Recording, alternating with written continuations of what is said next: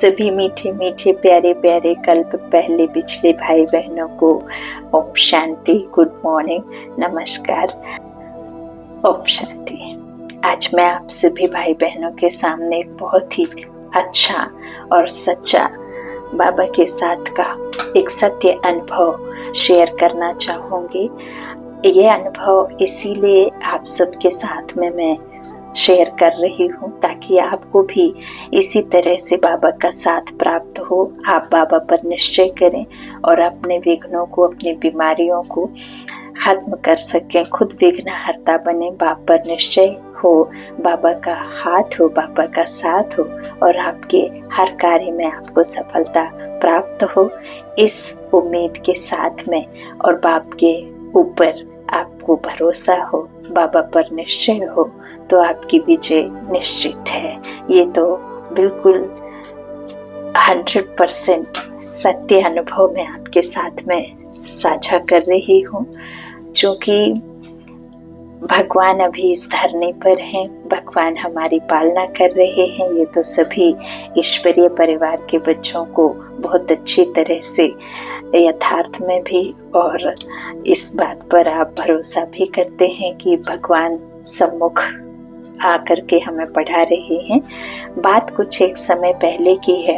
एक सेंटर पर एक माता जी आया करती थी, तो सेंटर में जो दीदी मुरली सुनाया करती थी वो मुरली चलाती थी। माता जी आती थी और नीचे बैठ जाया करती थी। माता जी की उम्र करीब करीब 70 साल की थी, 65 से अब अभी थी 70 के करीब वो थी।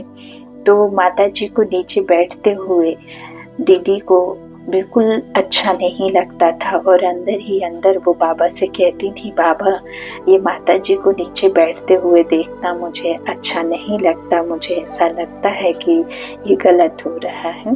तो 2 दिन तो माता जी नीचे बैठी। तीसरे दिन दीदी को जब नहीं रहा गया तो दीदी ने कहा, माता जी मैं आपसे प्रार्थना करती हूँ, आप कुर्सी पर बैठ जाएं।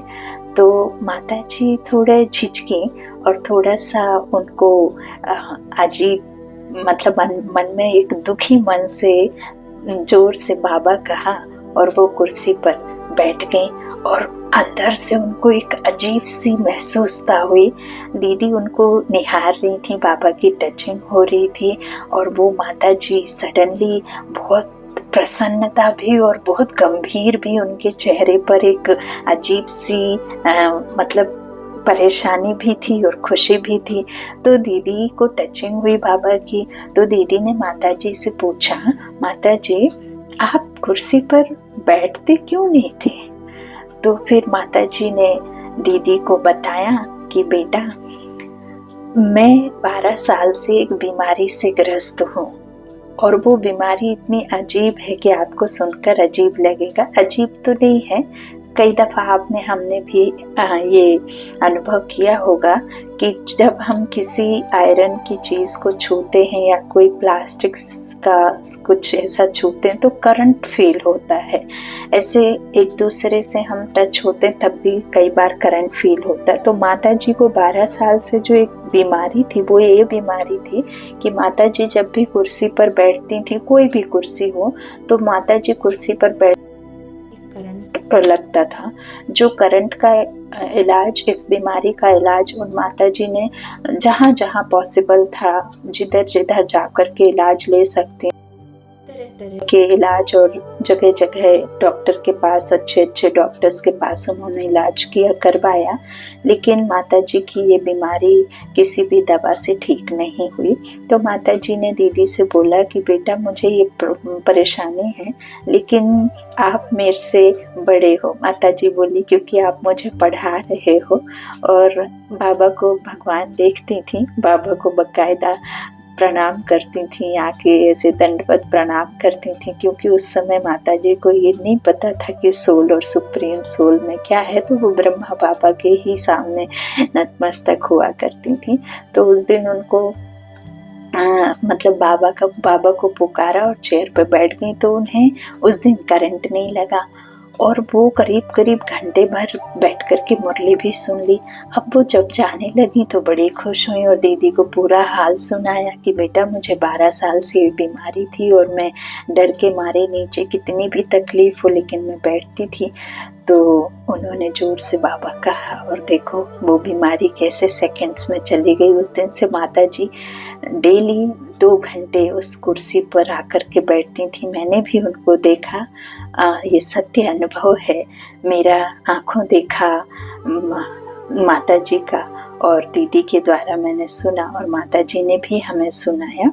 तो बाबा का सत्य अनुभव है और सचमुच बाबा पर भरोसा करना, निश्चय करना आपके अंदर एक आत्मबल को भरता है, आपके अंदर शक्तियों को भरता है।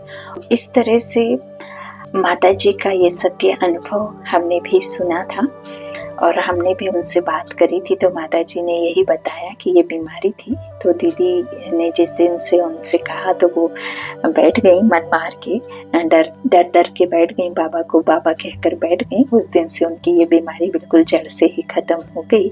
तो उम्मीद करती हूँ आप सब भी इसी तरह से परमात्मा पर निश्चय करके उनकी याद में रहते अपने आत्मा में शक्तियाँ भरकर अपने हर विघ्न को ख़त्म करने के लिए खुद विघ्नहर्ता बन अपने विघ्नों को ख़त्म करें और अपने कार्यों को सफल बनाएं परमात्मा की याद से, अपने आत्मबल से।